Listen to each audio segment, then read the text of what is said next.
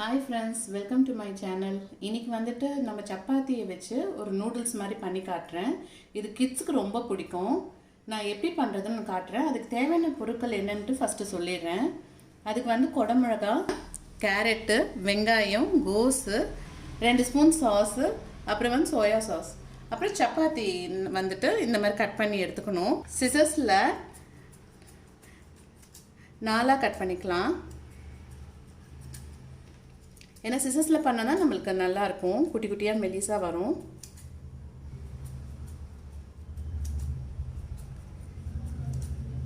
இந்த மாதிரி எல்லா சப்பாத்தியும் கட் பண்ணி எடுத்துக்கலாம்.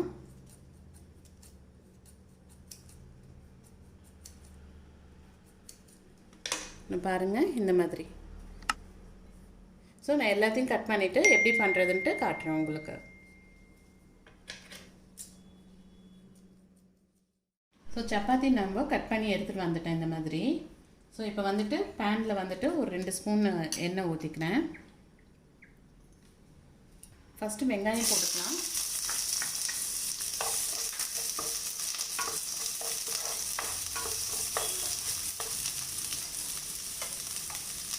பூண்டு ஒரு பல்லு,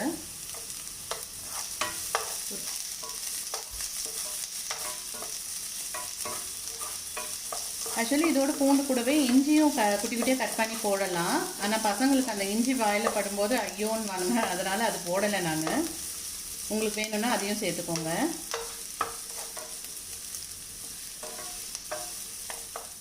கொஞ்சம் இஞ்சி பூண்டு பேஸ்ட்டு போட்டுக்கிறேன், 1 ஸ்பூனு.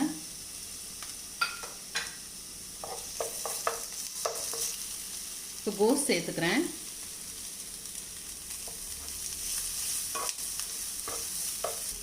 இது கொஞ்சம் ஃப்ரை ஆகிட்ட அப்புறமா நம்ம கேரட்டையும் சேர்த்துக்கலாம். ஒரு சின்ன கப் அளவில்.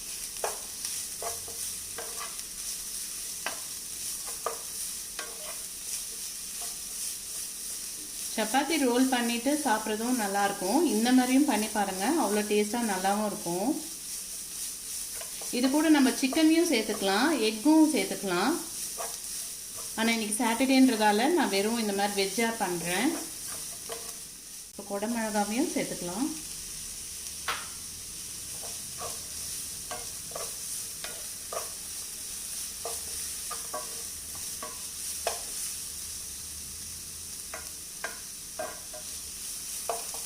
இது கொஞ்சம் ஃப்ரை ஆகிட்ட அப்புறமா மீதி எல்லாமே வந்து சோயா சாஸு அப்புறம் சாஸ் இதெல்லாம் சேர்த்துக்கலாம். இப்போதைக்கு நான் கொஞ்சம் உப்பு சேர்த்துக்கிறேன், இந்த காய்க்கு ஏற்ற அளவுக்கு.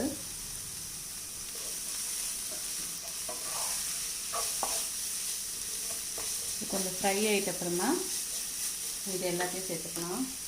கொஞ்சோண்டு பெப்பரும் இதில் சேர்த்துக்கோங்க. 2 spoon sauce, 1 spoon soya sauce. So எல்லாத்தையும் கலரிட்டு இதுவாயாச்சு. இப்போ நம்ம இந்த சப்பாத்தியும் இதில் சேர்த்துக்கலாம்.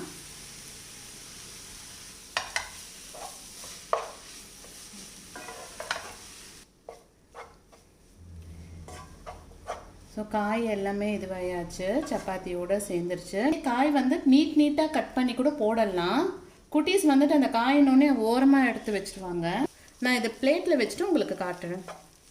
ஸோ சப்பாத்தி இது வந்து நம்ம பண்ணி முடிச்சிட்டோம். இந்த மாதிரி நீங்களும் இதே மாதிரி ட்ரை பண்ணி பாருங்கள், அவ்வளோ நல்லாயிருக்கும், டேஸ்ட்டாகவும் இருக்கும். ஒரே மாதிரி இந்த சப்பாத்தி இது வச்சுட்டு நம்ம சாப்பிட்றதோட இந்த மாதிரி பண்ணி பாருங்கள், டேஸ்ட்டாகவும் இருக்கும். குழந்தைங்க வந்து சப்பாத்தியா அப்படின்றதோட இந்த மாதிரி பண்ணி கொடுத்தீங்கன்னா குழந்தைங்களும் லைக் பண்ணி சாப்பிடுவாங்க.